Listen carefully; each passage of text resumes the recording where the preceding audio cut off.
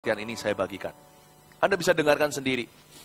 Bahkan saya sempat juga menyampaikan sebuah doktrin yang selama ini doktrin untuk bahagia. Dalam bahasa Korea bunyinya begini. Rapopo. Orang Jakarta nggak ngerti ini. Padahal yang halo, shalom yang Jakarta. Rapopo artinya tidak apa-apa. Sesuatu kata yang sederhana, nggak apa-apa. Itu bisa mendatangkan bahagia sorga loh dalam kehidupan kita. Banyak penyakit ditangkis hanya karena orang punya sikap hati tersebut. Nggak apa-apa. Kalau kita bisa jingjai, ada banyak sekali berkat yang kita peroleh di dalam hidup ini. Harusnya luput dari tangan kita kalau kita cuaji. Ya kalau nggak ngerti, sekali lagi ini semua bahasa Ibrani. Saya nggak bisa ulang dah. Anda harus dengar sendiri. Tipe khotbah saya adalah khotbah yang saya tidak bisa tulis susun kembali. Jadi saya mohon untuk Anda membelinya, mendapatkannya, mendengarkannya. Anda pasti akan diberkati. Ya, kita sekarang masuk ke pasal kedua Filipi. Judulnya dimunculin di sini. Ini seri pengajaran. Bahagia adalah pilihan. Kita ke Filipi pasal 2. Dan jangan lupa minggu depan baca kitab Kolose part 2, bahagia adalah pilihan. Tapi dari seri pengajaran kitab Kolose. Sekarang kita langsung ke Filipi pasal kedua. Bahagia adalah pilihan. Ya, bahagia atau nggak bahagia, Anda atur sendiri di hati. Sebab kitab Filipi ditulis di penjara. Kitab Filipi ditulis di penjara. Bahagia nggak bahagia bukan faktor di luar atau di dunia. Anda tentukan sendiri. Ini masih ada sedikit imbasan dari Taiwan kemarin. Atur sendiri, tentukan di hati. Belajar dari Rasul Paulus. Ini adalah surat dari penjara. Prison epistle. Paulus ketika menulis ini kaki tangannya dibelenggu dipasung. Dia tidak punya pemandangan indah gunung maupun pantai. Kanan kiri tembok lembab. Berlumutan semua, dan kaki dirayapin tikus segala. Tapi dia berkata bersukacitalah. Sekali lagi kukatakan bersukacitalah itu perintah. Nah bersukacita itu apa? Bahagia gembira itu kan relatif. Dunia berkata, tanya 100 orang jawabannya beda. Gua akan bahagia kalau saya dapat jodoh idaman saya. Saya akan gembira kalau saya dapat 1 miliar rupiah, dolar nggak apa-apa. Saya akan senang kalau saya sudah bisa punya rumah sendiri, apalagi rumah idaman, bukan ngontrak seperti sekarang. Saya akan puas hati kalau hutang temanku itu dikembalikan ke aku. Aku yang memiutangi. Bahagia tanya 100 orang punya standar berbeda. Tapi bahagia yang dimaksud di sana, sama sekali bukan bahagia menurut firman Allah. Allah yang menciptakan manusia tahu spare part kita. Dia tahu kepuasan batin itu dari mana. Percaya kepada Tuhan, jangan bersandar pengertian sendiri. Anda akan mengalami sebuah puncak kehidupan yang tidak pernah Anda sangka Anda bisa miliki. Yang pertama-tama kita akan mengerti sekarang dalam pasal 2. Bahwa, ya, kita lihat sekarang pasal 2 ayat yang pertama. Judulnya nasihat supaya bersatu dan merendahkan diri seperti Kristus. Jadi karena dalam Kristus ada nasihat. Ada penghiburan kasih.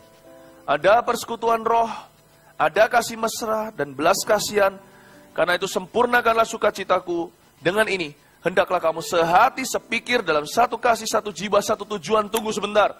Ayat 1 dan 2 ini, kita langsung sudah tahu jelas. Bahwa bahagia itu tidak bisa sendirian. Bahagia sejati harus dibagi.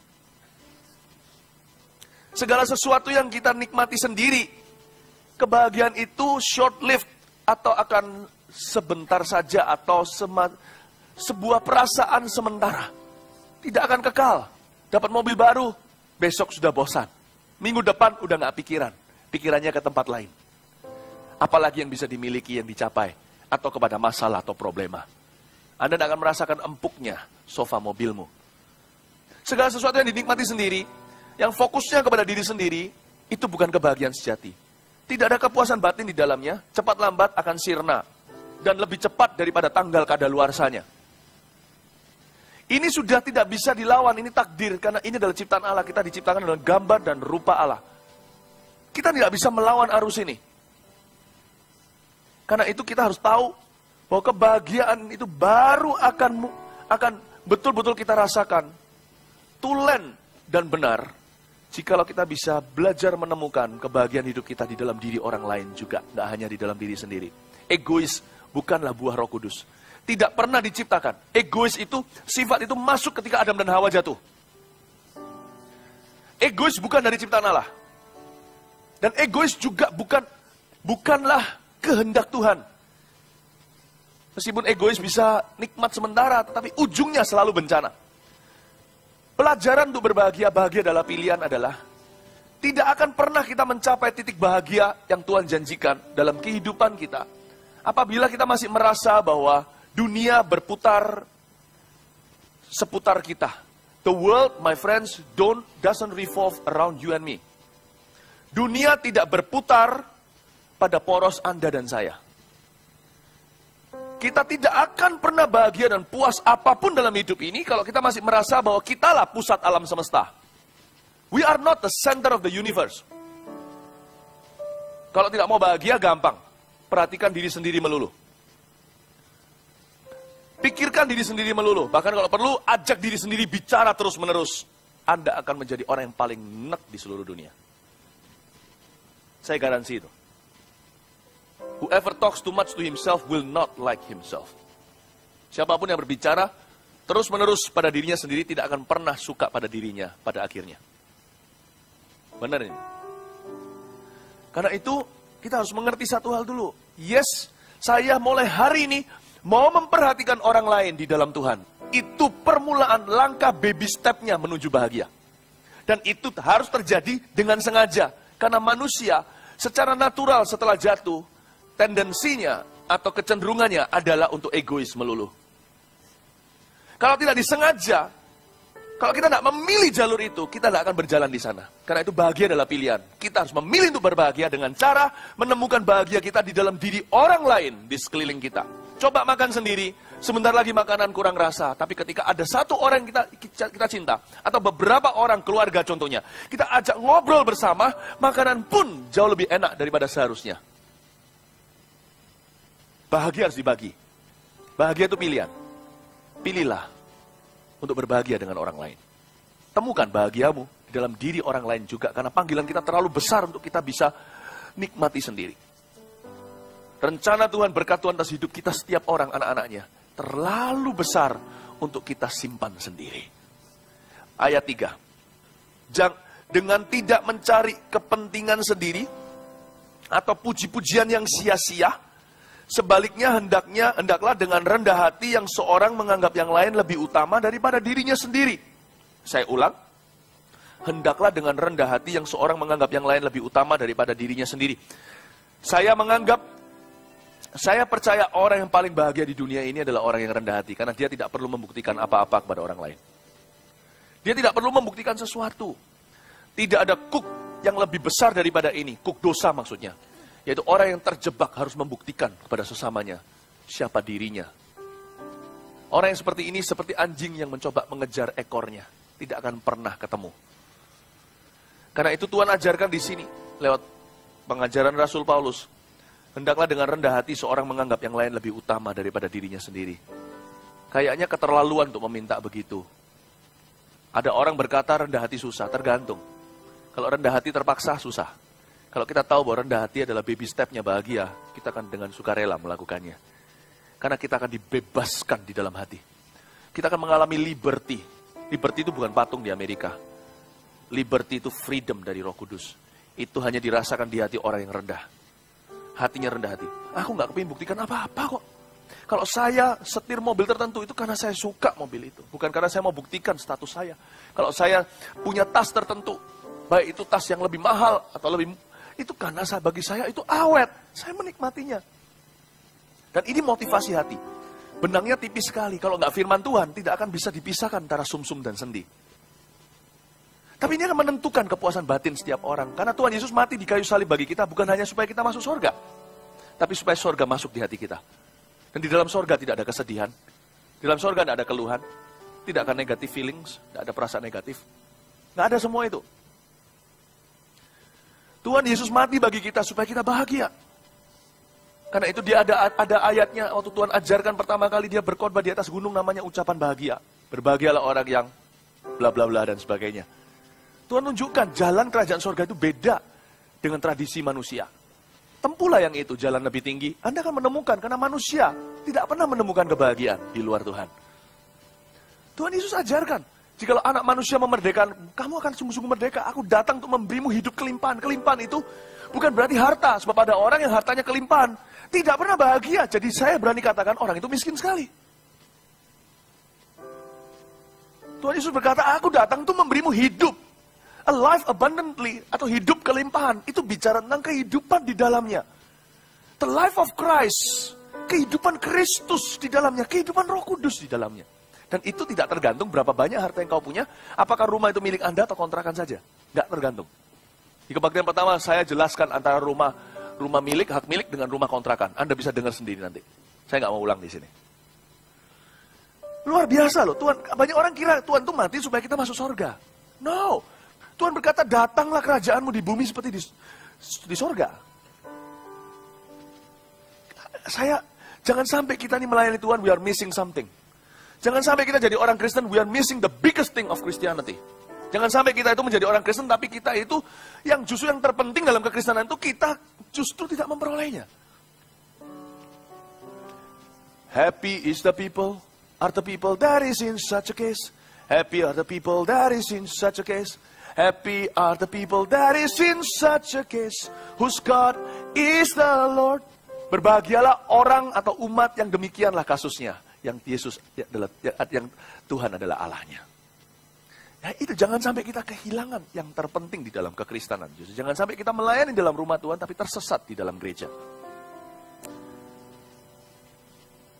Amin Bapak Ibu Saudara. Orang yang rendah hati, yang menganggap orang lain lebih tinggi dari dirinya.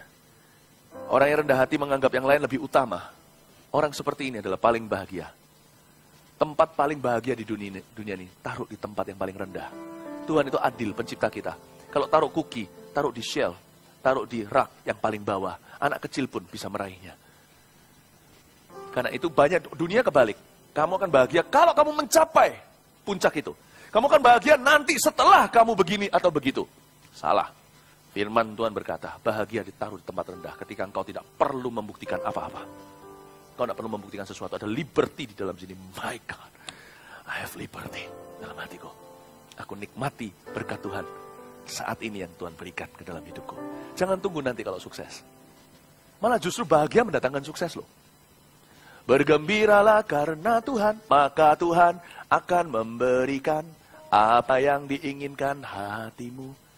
Malah justru bahagia itu mendatangkan sukses, bukan sebaliknya. Kita lihat ayat keempat. Dan janganlah tiap-tiap orang hanya memperhatikan kepentingannya sendiri, tetapi kepentingan orang lain juga. Jangan setiap orang hanya memperhatikan kepentingannya sendiri, tetapi kepentingan orang lain juga. Ini bisa diaplikasikan dengan sederhana.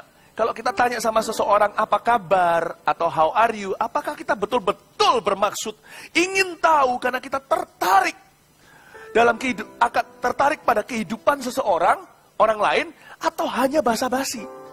Saya belajar mengingatkan diri saya sendiri, ketika saya tanya how are you sama orang, saya akan pasang telinga kuping kalau dia mau cerita lebih.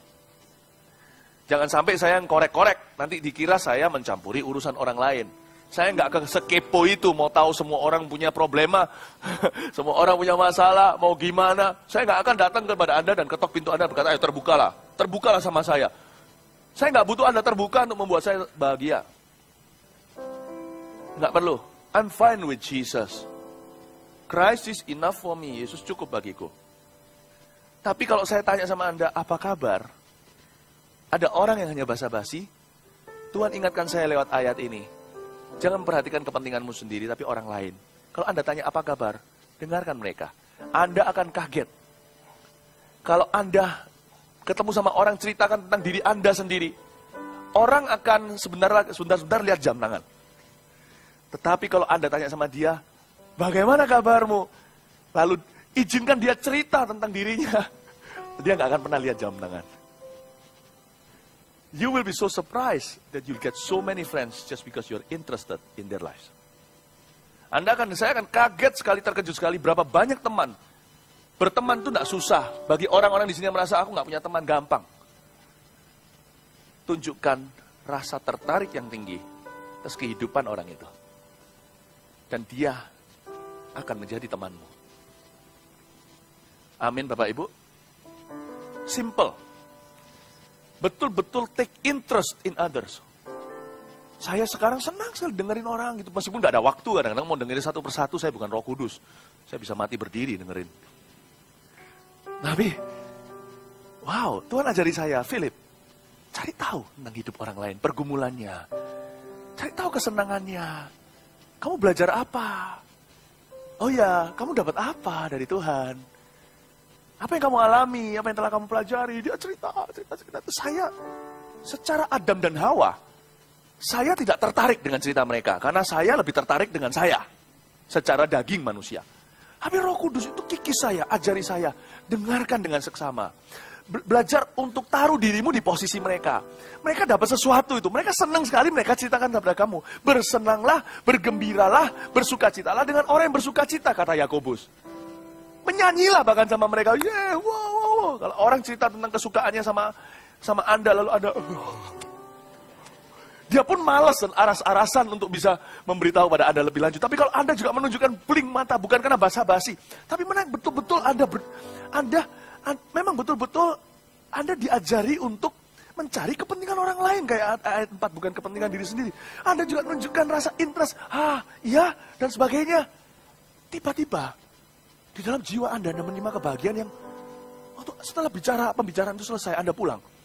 Anda merasakan suatu kebahagiaan yang bukan dari dirimu. Bukan dari hidupmu.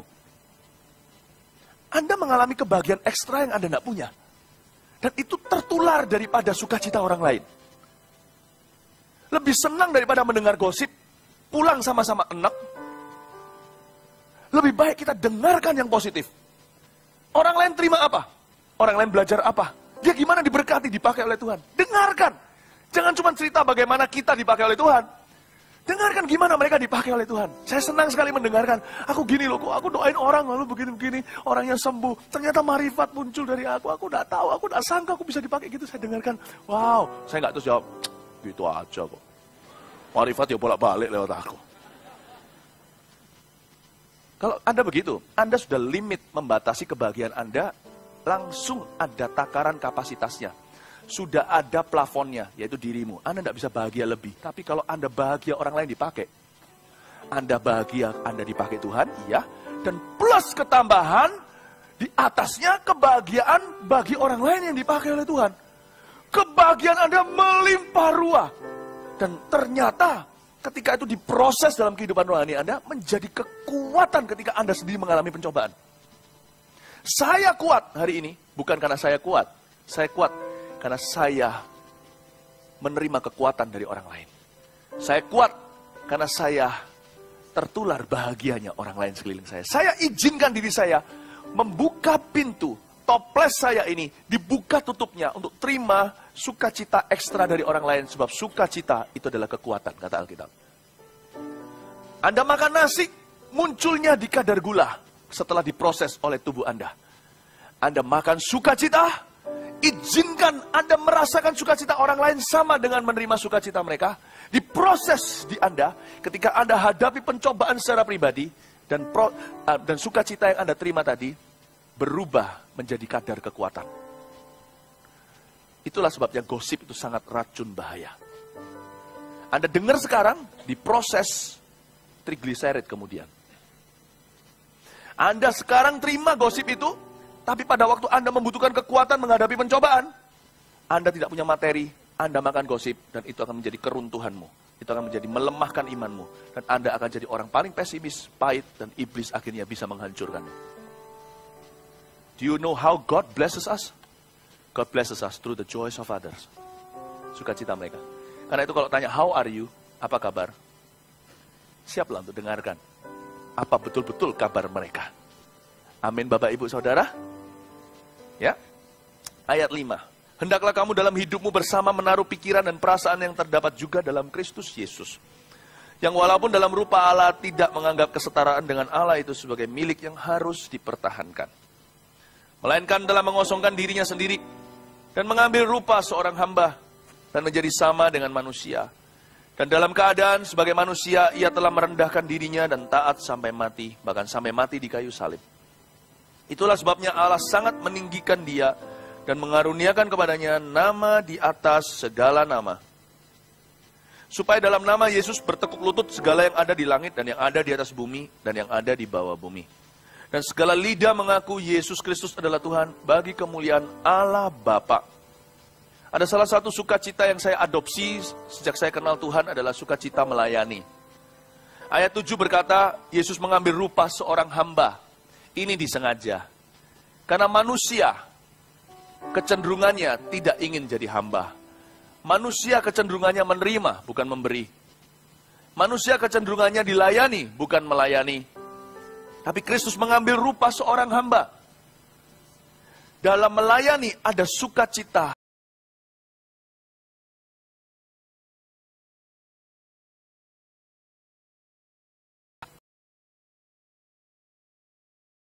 Dalam hidup ini sebagai buah roh kedua. Buah roh ketiga, damai, kekasih, damai sejahtera, sukacita. Ini semua import dalam hidup saya. Kalau Anda kenal saya tahun-tahun sebelum saya kenal Tuhan, sebelum umur 18 tahun, saya adalah pria yang sangat murung. Wajah saya tanpa senyum. Untung Anda belum kenal saya saat itu. Wajah saya itu selalu. Dan saya selalu menemukan sesuatu untuk saya keluhkan. Baik di dalam diri orang lain, kelihatannya orang lain. Padahal sebenarnya saya juga mengeluhkan diri saya. Selalu. Orang yang tidak bisa menerima orang lain, seringkali adalah orang yang tidak bisa terima dirinya sendiri. Saya marah sama papa mama, marah sama koko adik saya marah sama hidup, guru, pendeta, semua kena getahnya. Selalu begitu. Dan hari ini saya diubah, karena sebagian besar sukacita itu diimport, semuanya itu import, tidak pernah saya miliki dari diri saya sendiri. Saya banyak berubah, itu ketika Tuhan ajari melayani. Ketika saya disadarkan oleh Roh Kudus, Philip, kalau kamu mau bahagia, cari-cari, kamu gali-gali dalam dirimu, kamu nanti akan keluar semua keluhan. Tapi kalau kamu belajar lihat di dalam diri orang lain, kamu temukan sukacitamu. Bukan dalam diri orang lain begini loh ya, kalau kamu jatuh, nah aku bergembira untukmu. Itu bukan sukacita. Kalau kamu mati, nah bau tahu rasa lo, saya senang dan merayakannya. Sukacita Tuhan di dalam diri orang lain yang kita bisa temukan selalu yang terbaik dari diri mereka. Kalau kamu sukses, aku senang sama kamu. Meskipun aku tidak merasakan 1 sen pun uangmu, aku senang. Selamat ya. Orang punya anak, punya bayi, puji Tuhan ya. Selamat ya bayinya, padahal bukan anakku. Orang punya jodoh, dapat jodoh. Padahal kita sendiri sudah after 30. Bukan lagi before 30, pemirsa before 30, saya after 30. Senanglah untuk mereka. Jangan siapa kali kelihatan orang dapat jodoh, Anda nangis di sebelahnya. Kapan aku? Jangan begitu, itu nggak mendatangkan berkat. Itu nggak menarik berkat, itu bukan magnet surga. Malah justru penyakitan nanti, setan datang melekat. Orang lain dapat jodoh, Anda belum. Senang untuk mereka. Wah, senang lah aku, boleh pinjam jodohmu. Jangan. Senanglah seolah-olah Anda yang dapat. Itulah sebabnya kenapa bergembiralah karena Tuhan, kau akan dapat apa yang diinginkan hatimu. Tuhan terharu. Lihat, kamu kok gitu ya? Anda masih ngontrak rumah. Teman Anda, 1 CG, 1 sel group, dia akhirnya bisa down payment rumah, pindah rumah idamannya, meskipun nggak besar, tapi rumah sendiri. Anda masih ngontrak setengah mati. Ketika dia kesaksian, hati Anda tanya, panas atau dingin? Dingin seperti seperti dituangi air sejuk yang enak sekali, atau panas karena iri hati? Anda uji dong. Anda uji. Setan akan memberi tipu muslihat. Dia akan berbisik kepadamu, kalau itu kamu pasti bahagia. Enggak. Kalau kamu sudah dapat rumahmu sendiri, nanti baru kamu bisa bersyukur. Setan selalu memberitahu, tomorrow will be better. No, today is the best, not tomorrow will be better. Bukan besok lebih baik. Hari ini yang terbaik, tidak ada waktu yang lebih baik daripada hari ini untuk saya bersyukur dan merasakan bahagia di dalam Tuhan. Paulus tidak berkata, nanti kalau aku dilepaskan, aku akan bersenang hati. Dipasung, dibelenggu, dia berkata, bersukacitalah. Gak ada hari lebih tepat. Gak usah tanya feng shui, gak usah tanya suhu. Kapan paling tepat untuk bahagia? Now! Sekarang waktunya untuk bahagia. Tidak ada waktu yang lebih tepat, lebih baik feng shui-nya untuk berbahagia selain hari ini. Jangan lihat kondisi. Jangan tunggu nanti. Itu tipu muslihat. Setan suka begitu. Memberi pengharapan palsu. Sekarang aku berbahagia. Sekarang. Kalau Anda mendengarkan kesaksian orang dapat rumah gitu, Anda belum. Hati Anda panas enggak? Kalau hati Anda panas, Anda harusnya berkata gini sama Tuhan. Tuhan, ubahkan hatiku. Ubah hatiku seputih salju. Ubah hatiku seperti dirimu. Ubah hatiku seputih salju. Ubah hatiku seperti dirimu. Kaulah pejuna, ku tanah liat. Bentuklah diriku, ini doaku. Ubah hatiku seputih salju. Ubah hatiku seperti dirimu. Kalau kita lihat seseorang, CG-nya membelah, kita punya dari dulu 5. Bukan 5 CG, 5 orang. Setelah 5 tahun, tetap 5 roti 2 ikan, tetap 5 roti. 2 ikannya pun tidak muncul-muncul, tambah 2 pun tidak, apalagi 5.000. Anda dengar kesaksian mereka membelah berapa kali. Anda seneng untuk gitu loh, bahasa Surabaya, seneng untuk mereka. Anda akan ketularan sukacitanya. Nanti Anda tidak akan sadar, tiba-tiba CG Anda akan membelah. Kalau Anda melihat satu orang hamba Tuhan dipakai Tuhan luar biasa. Saya doain orang, setiap orang sekarat saya doain meninggal dunia cepat. Saya jadi terkenal sebagai pendeta pencabut nyawa. Tapi pendeta itu kalau doain, sekalipun dia lebih muda, dia baru dalam pelayanan, orang selalu sembuh. Kanker stadium berapa, stadium 3, semuanya sembuh total. Kalau dengar gitu, kalau tepuk tangan semua jemaat tepuk tangan, jangan tepuk tangannya kecut dan asam-masam gitu mukanya. Tepuk tangan semua, wow Tuhan, akhirnya aku mencoba 10 pasien meninggal semua, akhirnya ada orang seperti ini jadi jawaban. Itu pun doaku terjawab. Bukankah ketika aku berdoa untuk kesembuhan terjadi lewat tangan orang lain. Haleluya, ya. Tanpa sadari, pasien ke-11, ketika Anda tumpang tangan keesokan hari, boom, sembuh. Anda kaget, dari mana? Dari urapannya dari pendeta muda itu. Siapa menerima nabi sebagai nabi, bersyukur untuk karunia kenabiannya dan hasil-hasilnya, menerima upah seperti nabi itu terima. Tidak ada transfer lebih hebat daripada sukacita. Amin, Bapak Ibu Saudara. Tuhan menguji hati kita. Ketika kita dengar kesaksian, kenapa kesaksian oleh darah anak domba, oleh kesaksian kita iblis dikalahkan. Ketika kesaksian, ada orang yang mendengarnya dengan telinga panas dan tidak terima, kok aku tidak dapat. Tapi ada orang yang mendengarnya dengan hati terbuka dan berkata, wow, luar biasa, I'm happy for you. Tiba-tiba terjadi transfer oleh kesaksian, iblis dikalahkan. Iblis dalam hidup Anda dikalahkan ketika Anda dengar kesaksian, terjadi transfer ilahi. Itulah sebabnya, ada 4 macam tanah, sama-sama dengar kesaksian. Kok gak semuanya bertumbuh selevel sama? Ternyata penerima, sikap hatinya menentukan. Bergembiralah karena Tuhan, maka Tuhan akan memberikan apa yang diinginkan oleh hatimu. Mengeluhlah, engkau akan mati di padang gurun. Sesuai dengan imanmu yang negatif. Bapak Ibu Saudara, saya jelaskan di sini. Saya banyak mengalami perubahan juga, saya bersaksi kepada Anda. Ketika Tuhan ajari saya, sejak dini saya kenal Tuhan, untuk punya sukacita melayani. Apalagi kalau terjadi perubahan hidup, segala lidah mengaku Yesus adalah Tuhan, hati saya melonjak. Sekalipun yang bawa orang kenal Tuhan bukan saya, tapi saya belajar bersukacita atas kemenangan jiwa-jiwa. Ada kepuasan batin. Semua sukacita gembira itu diimport semua. Dan pelan-pelan menjadi sebuah karakter Kristus di dalam kehidupan saya. Saya mau dorong Anda untuk mulai ubah sikap hati kita dalam segala perkara. Ayat yang ke-12. Hai saudara-saudara yang kekasih, kamu senantiasa taat, kan itu tetaplah kerjakan keselamatanmu dengan takut dan gentar. Bukan saja seperti waktu aku masih hadir, tapi terlebih pula sekarang waktu aku tidak hadir. Karena Allah lah yang mengerjakan di dalam kamu baik kemauan maupun pekerjaan menurut kerelaannya.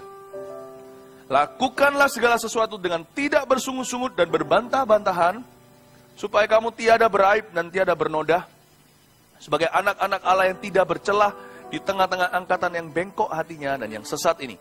Sehingga kamu bercahaya di antara mereka seperti bintang-bintang di dunia. Sambil berpegang pada firman kehidupan, agar aku dapat bermegah pada hari Kristus, bahwa aku tidak percuma berlomba dan tidak percuma bersusah-susah.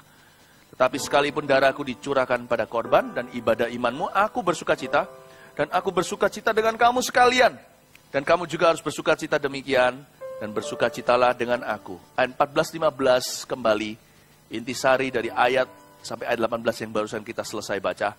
Saya mau tunjukkan ada satu bahagia adalah pilihan. Dan kalau Anda memilih demikian, Anda akan merasakan bahagianya Tuhan. Lakukanlah segala sesuatu dengan tidak bersungut-sungut dan berbantah-bantahan,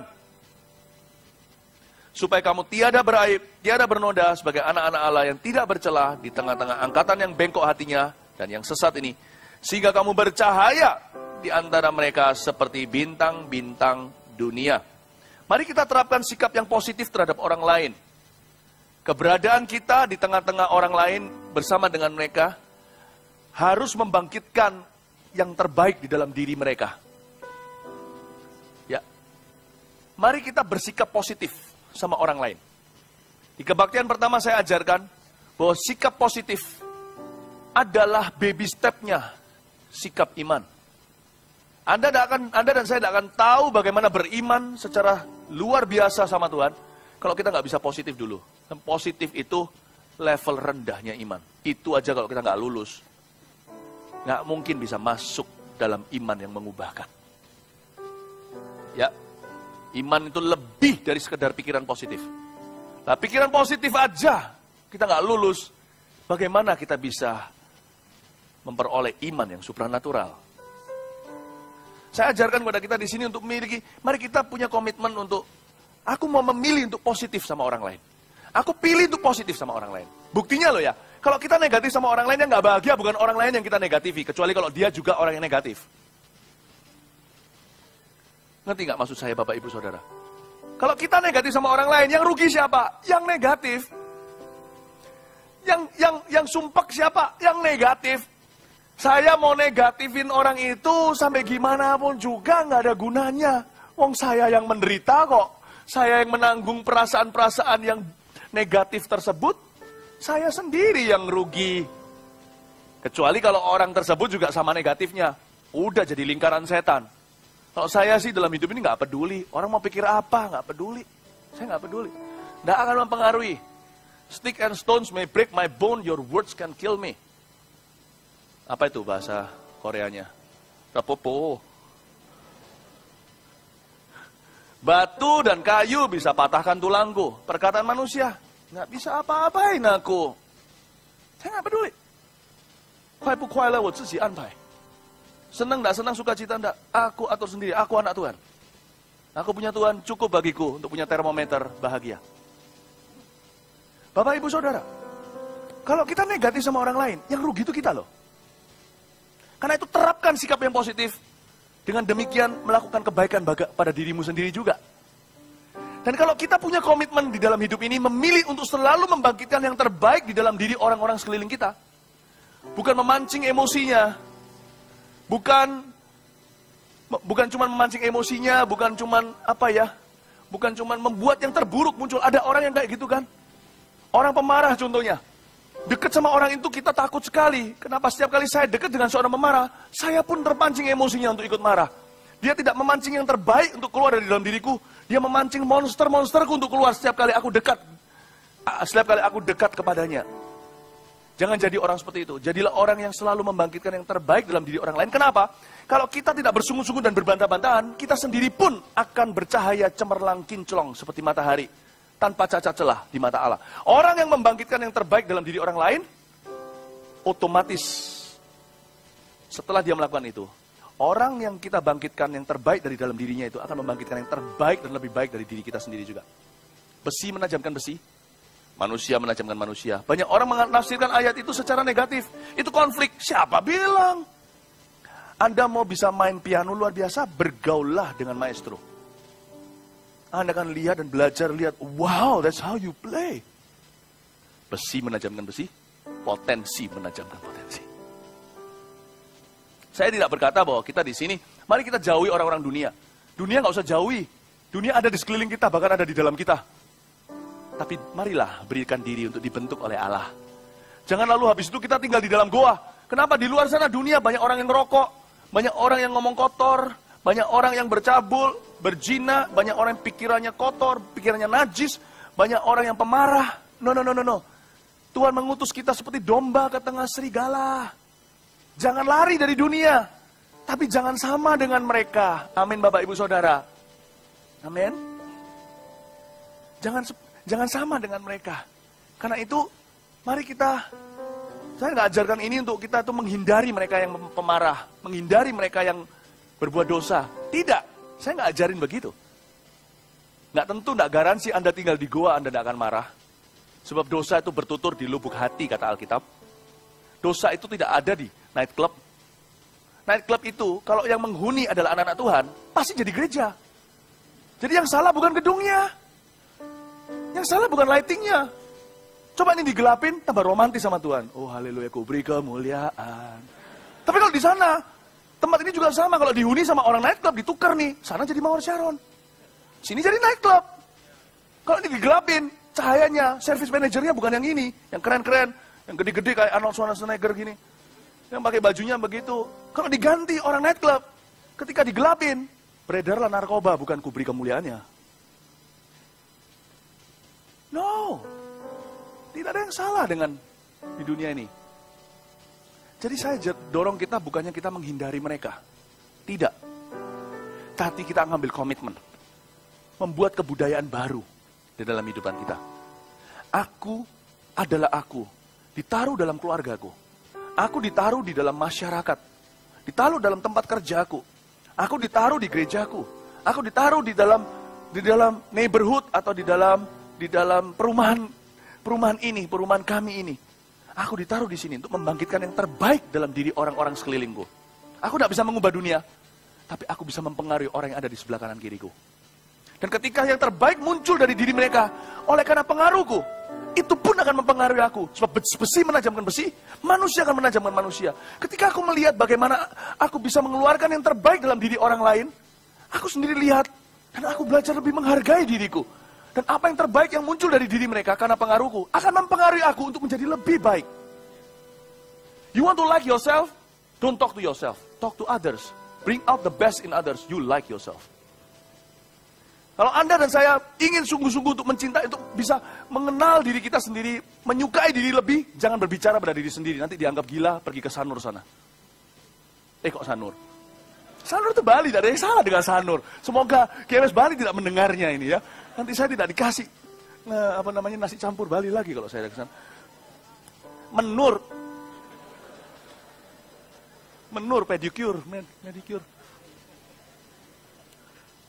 Coba.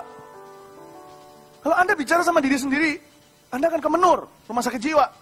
Kalau Anda mau suka pada dirimu sendiri, it's okay untuk mencintai diri. Karena Yesus berkata, kalau kamu mau mencintai orang lain, cintailah dirimu sendiri dulu. Cintailah orang lain sesamamu seperti dirimu sendiri. Tapi caranya, jalan rutenya, rute muter. Bukan rute langsung. Kalau langsung gila. Menur. Anda mau suka diri sendiri? Gampang. Bicaralah sama orang lain. Keluarkan bangkitan yang terbaik dari diri mereka lewat hubungan mereka denganmu. Atau pembicaraan dengan mereka denganmu. Dan ketika Anda melihat bagaimana pengaruhmu membangkitkan yang terbaik dalam diri mereka, Anda akan semakin menyukai dirimu. Karena setika itu yang terbaik keluar dari diri mereka, akan kembali mempengaruhimu. Besi menajamkan besi, yang terbaik akan memunculkan yang terbaik di dalam diri kita sendiri. Ketika yang terbaik muncul dari diri mereka, dan itu kembali ke kita, give and it will come back to you. Berilah, itu akan kembali kepadamu. Takaran yang dipadatkan akan kembali melimpah ruah pada dirimu yang menabur, menuai.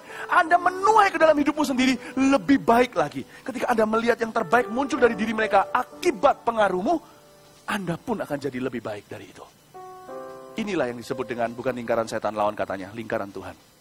Berkat menyambung berkat, tak pernah bisa diputuskan. Besi menajamkan besi, manusia menajamkan manusia. Ini bukan konflik. Orang yang suka konflik, pakai ini untuk konflik. Mengiyakan, tidak apa-apa, memang harus ada konflik. Besi menajamkan besi. No.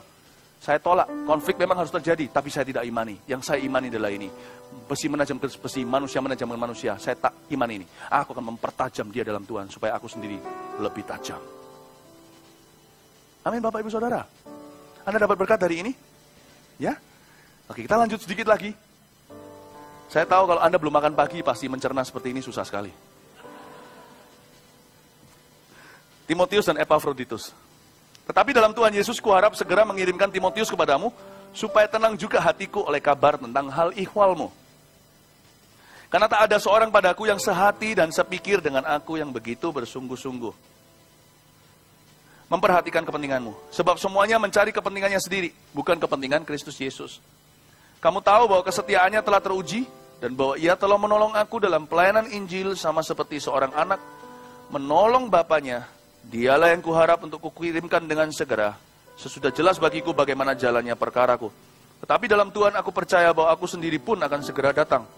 Sementara itu kuanggap perlu mengirimkan Epafroditus kepadamu, yaitu saudaraku, dan teman sekerja serta teman seperjuanganku yang kamu utus untuk melayani aku dalam keperluanku. Berhenti di sana. Ya, kita lihat dari ayat 19 sampai 25. Sekarang saya mau bawa levelnya lebih tinggi. Bukan hanya menemukan bahagia kita dalam diri orang lain, tapi di dalam kepercayaan yang mereka berikan pada kita. Kita semua suka mengumpulkan sesuatu. Minimal kalau bukan hobi untuk penghidupan, mengumpulkan uang contohnya. Kita susun, lihat. Di dalam akun kita sekarang ada berapa digitnya, nolnya ada berapa di belakangnya, itu senang sekali. Kita senang. Manusia suka mengumpulkan. Sifat itu tertular ke semut. Kita mengumpulkan mileage contohnya. Anda naik pesawat apa? Oh saya pakai Garuda. Saya pakai, kalau ke luar negeri kali, pakai Singapore Airlines. Atau apa. Pasti ada kartunya itu loh, mileage-nya semakin banyak, kartunya pun berubah warna. Kita dapat kemudahan, fasilitas segala. Manusia suka mengumpulkan. Mengumpulkan apa lagi? Mengumpulkan komoditas. Mengumpulkan emas. Sehingga hari ini susah sekali gereja untuk berkata, emas dan perak tidak kupunya. Punya sebagian. Tapi kuasa kita nggak punya. Dalam nama Yesus berjalanlah, nggak ada yang jalan. Ya kan? Mengumpulkan itu nggak ada yang salah. Tapi mari kita lihat, ada satu hal yang kita harus kumpulkan, kenapa kita abaikan. Hanya karena nggak ada nilai per gramnya berapa. Dan nggak bisa ditakar dengan angka. Dan orang benar tidak akan luput daripadanya. Orang benar pasti dikasih hikmat Allah untuk mengumpulkan yang satu ini. Saya yakin itu perbedaan orang benar dan orang fasik. Mengumpulkan poin kepercayaan. Ada satu hal yang harus Anda rayakan dalam hidup ini, adalah kepercayaan yang meningkat dari tahun ke tahun yang diberikan pada Anda dari keluarga, dari bos, dari pekerjaan, dari gereja, dari gembala, dari anak buah. Kumpulkan dan pelihara seperti biji mata. Seperti seolah-olah Anda dan saya masukkan harta benda, sertifikat tanah masuk ke dalam safety deposit box atau kotak. Apa itu namanya dalam bahasa Indonesianya apa tuh? Safety SDB. Kotak di bank itu loh. Apa? Berangkas. Ya, kulkas. Ya, ada orang yang masih cara lama sih, sertifikat masukin di kulkas ya udah. Kalau kerampokan ya habis. Nah, masukin di berangkas segalanya. Dipelihara. Jangan sampai sertifikat ini hilang. BPKB, sertifikat tanah, SHM, surat bangun, apa namanya, pokoknya surat-surat itu disimpan dengan sungguh-sungguh, jangan kena rayap dan sebagainya. Ada satu hal yang Anda harus simpan yang lebih aman. Kalau andai kata surat hak milik Anda hilang karena Anda harus jual, komoditas Anda harus cairkan, uang harus Anda berikan, satu ini akan membawa Anda bangkit kembali dan kembali. Karena itu Alkitab mengatakan ada sebuah janji, cuma tidak diberitahu itu apa intinya. 7 kali orang benar jatuh, 7 kali dia bangkit. Kenapa? Itu loh, ada kata benarnya loh. Bukan bangkitnya dia hebat. 7 kali orang benar jatuh, dia bangkit kembali. Setiap kali jatuh kan pasti terluka. Mana bisa gampang bangkit kembali? Coba nggak percaya, maju ke sini. Saya dalam bahasa Koreanya, jongkrak no. Orang Jakarta nggak ngerti jongkrak no. Itu apa jongkrak no itu? Artinya, coba saya datang ke sini, saya dorong Anda 7 kali. Pasti setiap kali saya dorong Anda dan jatuh, Anda lebih susah untuk bangkit kembali. Tapi kalau yang saya Jongkrono, itu adalah orang yang dipercaya oleh gereja Mawar Sharon. Pasti banyak yang datang mengulurkan tangan. Ayo Pak, saya bangkitkan. Lalu dengan mata melihat ke saya, kamu kok begitu sih? Banyak yang lah. Nggak percaya? Coba saya pilih satu orang. Siapa yang dipercaya Mawar Sharon? Nggak berani saya. Kalau Pak Yusuf semua nggak berani. Kalau ini saya jongkrak, mungkin istrinya yang lari dulu. Coba bayangin. Didorong, brek, jatuh. Kalau orang itu benar, definisi benar itu orang itu dipercaya. Menerima kepercayaan. Dan dia tidak melukai, mengkhianati kepercayaan yang diberikan padanya. Saya yakin 1001 tangan. Semua lari dan berkata bangkit. Tahukah bahwa kepercayaan itu modal komoditas tidak bisa diukur dengan per gram? Anda tidak mungkin bisa bangkrut kalau Anda punya itu. Kalau hari ini saya benar, saya dipecat di sebuah pekerjaan, atau saya diperlakukan tidak adil, pasti banyak yang bela. Minimal, gak usah ketok pintu, pasti ada bel di rumah saya, ting dong. Sana kerja sama saya aja dulu. Ayo coba, kalau saya sekarang gak punya kerjaan, masa saya gak akan diterima kerja? Tolong ya Pak, terima saya ya, Pendeta Philip. Saya kalau datang bawa resume saya, tolong bisa gak saya jaga aja, jadi satpam aja. Masa gak akan kasih saya jadi satpam? Gak mungkin anak saya makan kerikil. Saya dapat UMR pun saya akan kasih mereka makan. Mungkin tidak punya hal-hal lain dalam hidup ini. Saya tidak bisa kelaparan satu keluarga. Kalau saya tahu, saya ada harganya. Nggak mungkin kalau sekarang saya ngelamar ke kantor Anda tidak akan kasih saya kerjaan. Cleaning service. Pasti ada yang mau. Nggak ada yang amin ya, nggak ada yang mau berarti ya. Sudah, aku GR aja, malu aku. Bahagianya dipercayai. Pernahkah Anda merasakan itu? Kita kan segala sesuatu, kalau demi kepercayaan kadang-kadang kita berani melanggar kepercayaan demi dapatkan secara nafsu, secara cepat jalan pintas apa yang kita mau. Contohnya uang.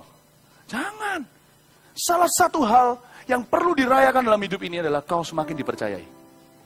Itu rayakan dan jaga seperti biji mata. Kumpulkan poinnya seperti mileage pesawat terbang Anda. Kumpulkan seperti Anda tumpuk emas. Kumpulkan seperti Anda simpan, jaga seperti Anda jaga sertifikat tanah, properti Anda. Salah satu hal yang jangan hilang daripadamu. Sekalipun Anda punya uang, kalau Anda tidak punya kepercayaan, uangmu satu-satunya jaminanmu. Habis tak ada kesempatan kedua. Tapi kalau kita punya kepercayaan, uang kita habis pun kesempatan kedua, 3, 4 terbuka untuk kita. Amin Bapak Ibu Saudara. Itu yang disebut, tapi dalam Tuhan Yesus kuharap mengirimkan Epaphroditus, Timotius, lihat itu. Karena tidak ada orang yang sehati sepikir dengan aku, semua cari kepentingannya, tapi orang itu sudah teruji, selalu mencari kepentingan Tuhan Yesus, kepentingan kamu, kepentingan bersama, semuanya sudah teruji. Dia menolong aku, dia yang kuharap, kuanggap perlu mengirimkan Epaphroditus kepadamu, dan yaitu teman, saudaraku, teman sekerja. Wow, saya kalau jadi Epaphroditus dan Timotius saya akan pegang, Tuhan, beriku anugerah sampai kapanpun, aku tidak akan melanggar kepercayaan bosku, Paulus. Atau bapakku. Aku akan pelihara kepercayaan itu. Itulah jaminan amanku. Jaminan aman kita bukan asuransi. Sebagian orang percaya asuransi, sebagian tidak. Asuransi saya, mau tahu asuransi saya? Asuransi jiwa saya. Anak cucu saya tidak akan ketok-ketok pintu, tidak akan di jalanan minta-minta.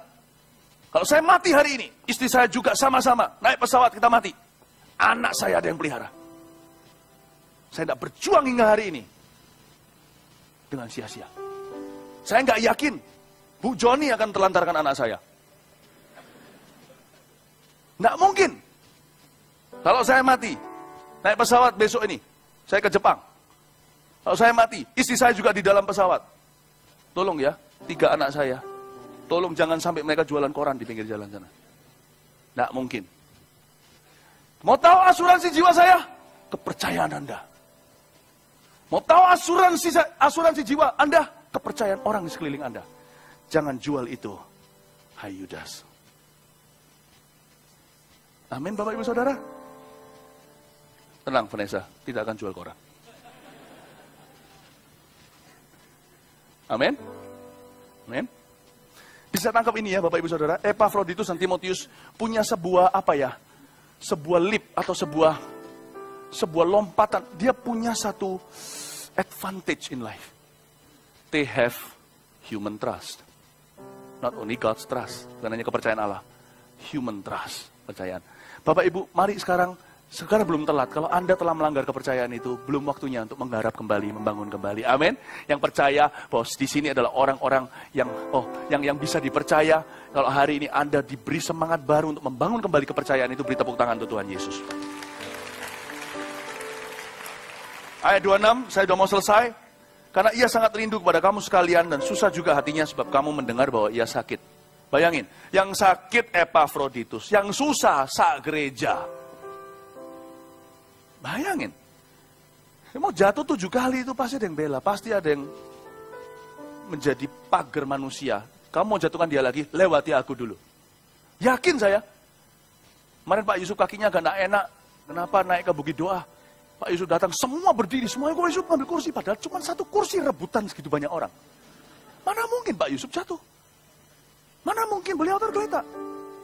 Yang bela gitu. That's the beautiful life. Bukan pendeta loh ya. Pendeta tidak tentu memiliki efek begitu sama semua orang. Yang membuat enak juga banyak. Itu adalah efek orang yang melayani. Yang memberi hidupnya bagi orang lain. Itu kembali. Amin Bapak Ibu Saudara. Karena ia sangat rindu pada kamu sekalian dan susah hatinya sebab kamu mendengar bahwa ia sakit. Yang sakit satu, yang susah sak dunia. Memang benar ia sakit dan nyaris mati. Tetapi Allah mengasihani dia. Wow. Betul nggak dia disembuhkan karena Allah mengasihani dia? Baca lebih lanjut. Dan bukan hanya dia saja, melainkan aku juga. Supaya duka citaku jangan bertambah-tambah. Epafroditus sembuh bukan karena Allah mengasihani dia. Tapi karena banyak orang mengasihani dia, mengasihi dia. Jadi Allah tidak bisa harus memperpanjang umurnya. Pernah lihat orang jahat ketika dia mau mati, seluruh dunia berdoa, cepat dicabut nyawanya. Ketika dia meninggal di dunia, semua merayakan, ye, haleluya. Akhirnya pergi juga Hitler itu. Tapi pernah lihat ada orang yang harusnya mati, tapi terlalu banyak yang menyerbu pintu surga, tambah 15 tahun. Kelebihannya apa? Saya bahagia menjadi orang kepercayaan. Entah itu pelayanan keluarga atau apapun. Atau pekerjaan. Itulah sebabnya aku lebih cepat mengirimkan dia, ayat 26. 28, supaya bila kamu melihat dia, kamu dapat bersuka cita pula dan berkurang duka citaku. Jadi sambutlah dia dalam Tuhan dengan segala sukacita dan hormatilah orang-orang seperti dia. Sebab oleh karena pekerjaan Kristus ia nyaris mati dan ia mempertaruhkan jiwanya untuk memenuhi apa yang masih kurang dalam pelayananmu kepadaku. Saya senang sekali ayat 27 dan 29 digabung jadi satu. Bahagia orang kepercayaan terletak di dalam ini. Orang bahagia kepercayaan itu di sini. Kita akan menerima rekomendasi dan koneksi. Paulus berkata, sambutlah orang seperti itu. Buka pintu. Orang itu belanin pekerjaan Kristus. Buka pintu hatimu. Jangan halangi orang seperti itu. Akan kaya dengan rekomendasi dan koneksi. Bukan lagi kita membela hidup kita. Izinkan orang lain have the honor to plead your case. Izinkan orang lain mendapatkan kehormatan membelamu. Itulah bahagia orang kepercayaan. Karena itu salah satu hal yang saya paling pegang erat dalam hidup ini. Bukan size pelayanan. Tuhan, aku tidak boleh melanggar yang satu ini. Kepercayaan yang diberi. Selama kepercayaan itu ada di tubuhku, ku jaga seperti biji mataku. Aku tidak bisa jatuh 7 kali dan jatuh meluluh. Aku tidak bisa bangkrut, aku tidak bisa hancur. Selama kepercayaan itu ada di tubuhku, rekomendasi dan koneksi ilahi akan terus menguntit aku seumur hidupku. Kanan kiri orang akan berkata, orang ini begini dan begitu. Bukan dengan jari kecil, tapi dengan jempolnya diangkat untuk kita. Bukan karena kita meminta kepentingan diri sendiri atau mendapatkan pujian sia-sia. Tapi karena mereka telah merasakan kebaikan Tuhan lewat kehidupan kita. Dan kemanapun kita pergi, orang akan membuka pintu. Koneksi ilahi pun di mana-mana. Buka pintu ya, ini mau datang. Rame-rame orang akan selalu ingin melayanimu dan melayani orang-orang yang kau cintai. Entah halal sederhana sampai mau ngajak makan, berebutan, sampai halal tertentu. Ini bukan berkat pendeta, ini berkat orang yang dipercaya. Amin Bapak Ibu Saudara. Amin. Kalau Anda punya ini, Anda tidak akan pernah unemployed, tidak akan pernah tidak tanpa pekerjaan. Bisa sebentar mungkin 1 bulan, nanti akan cepat kembali melompat keadaan. Anda akan kembali ditawari. Akan ada orang yang menciptakan lowongan pekerjaan hanya khusus untuk Anda. Padahal sudah cukup di perusahaannya. Tapi untuk memberi Anda start, bahkan kalau perlu ada orang yang belanin untuk akan kerjasama, bukakan sesuatu untuk Anda. Karena Anda terkenal sebagai orang yang dipercaya. Pasti gak ada pekerjaan pun orang akan menciptakan supaya Anda menyambung makan. Tidak usah khawatir. Orang benar tidak akan tergeletak. Salah satu yang perlu dirayakan dalam hidup ini adalah kepercayaan. Kalau Anda punya banyak, berbahagialah besar. Kalau Anda punya sedikit, berbahagialah supaya Anda punya kepercayaan semakin ditambah-tambah. Amin Bapak Ibu Saudara. Haleluya, diberkatilah Jemaat Mawar Shalom. Mari kita sama-sama bangkit berdiri. Praise the Lord. Thank you Jesus. Oh haleluya. Coba tanya kanan kirinya, how are you? Kalau tanya how are you, jangan jawabnya I'm you. Ini kadang-kadang kita bingung, how old are you? I'm fine, thank you. How old are you? I'm fine, thank you. Tanya apa kabar? Jangan lupa nanti tanya ya sama orang-orang yang berarti, apa kabar? Dengarkan mereka. Sip, tutup mulutnya, dengerin. Oh ya. Apalagi kalau anak rohani, anak buah, dengarkan. Oke, dengarkan. Sukacita untuk mereka. The world doesn't revolve around you and I. Kita bukan pusat alam semesta. Ada orang lain yang tinggal di sebelah kanan kiri kita. Mereka sama pentingnya dengan kita. Sebelum kita belajar itu, kita takkan pernah mengerti kata bahagia dalam hidup ini. Thank you Jesus. Terima kasih untuk saudara seiman. Terima kasih untuk rekan. Terima kasih untuk orang tua, keluarga. Kami tahu kami ditaruh di sana untuk perkara Allah. Terima kasih ya Tuhan Yesus untuk anak buah, untuk bos. Terima kasih ya Tuhan Yesus untuk pembantu rumah tangga. Terima kasih untuk semua. Terima kasih untuk anak, terima kasih untuk papa, mama.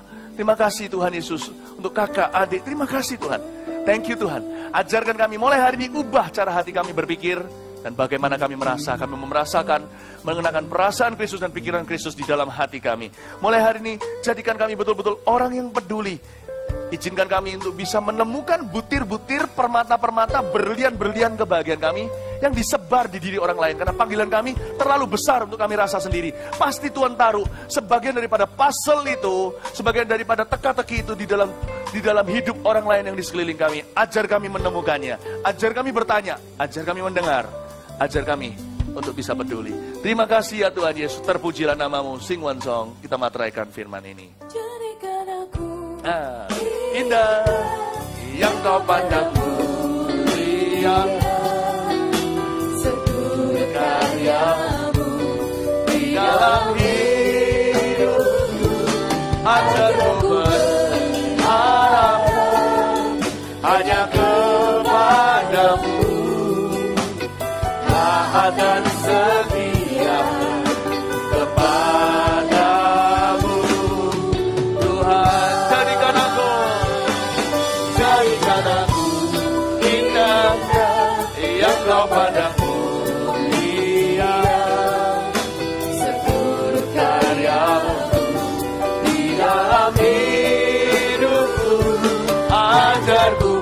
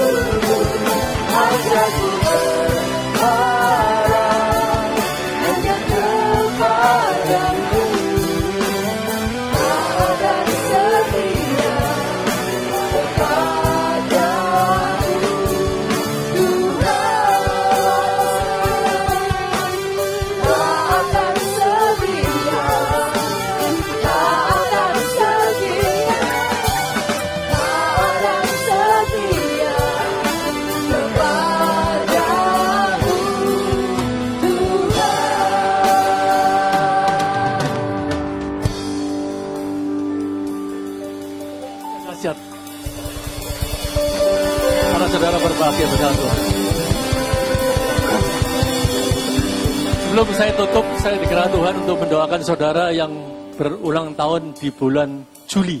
Siapa angkat tangan? Bulan Juli, angkat tangan. Ayo, angkat tangan tinggi nih. Selalu tidak apa-apa ya. Selama bulan Juli, untuk minggu depan juga bulan Juli. Dan jangan lupa minggu depan saya digerakkan untuk mendoakan pasangan-pasangan wedding anniversaries. Ya bulan Juli ya. Juni-Juli lah Bapak ya. Sudah datang bersama pasangan saudara. Jangan single ya. Jangan pasangan nggak ada di sini. Ya. Anak-anak bisa kumpul juga dalam kebaktian-kebaktian. Mari angkat tangan yang berulang tahun. Hari ini juga ada yang berulang tahun depan saya, anak saya. Ya, mari angkat tangan. Tuhan berkati setiap anak-anakmu yang berulang tahun selama bulan Juli ini. Biarlah kasih karuniamu selalu menyertai mereka.